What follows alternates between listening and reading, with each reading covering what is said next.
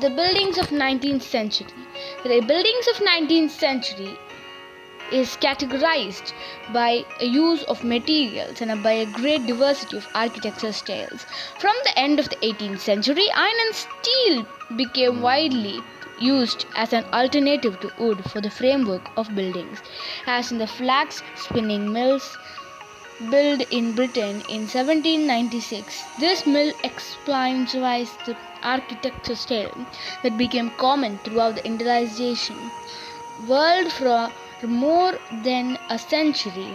Industry's revolution also brought a mass production of building parts, a development that enabled the British architect Sir Joseph Paxton to erect London's Crystal Palace, a building made entirely of iron and glass, in only 9 months, ready for the Great Exhibition in 1851.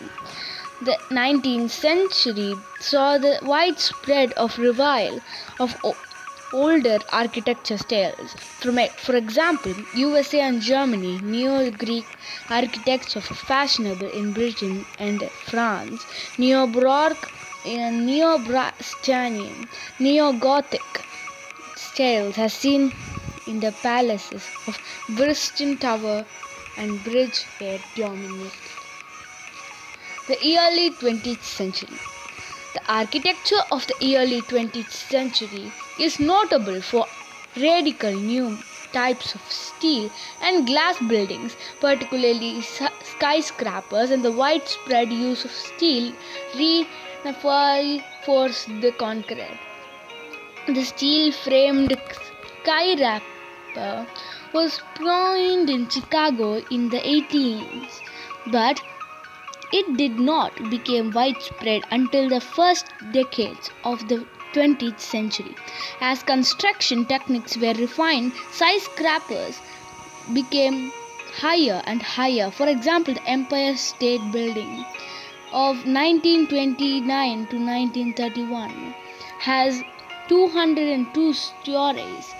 That many buildings of this period have constructed from the lightweight concrete slabs, which could be supported by cantilever beams or by the pilots of the Sliva Soya. The early 20th century also produced a great variety of architecture styles. Some of these were illustrated. Despite their diversity, the styles of this period had one thing in common. They were completely new, with few links to past. The architecture styles, the originating is in marked contrast of 18th century architecture, much of which was revivalist. So thank you friends. Meet you tomorrow with a new topic. Bye.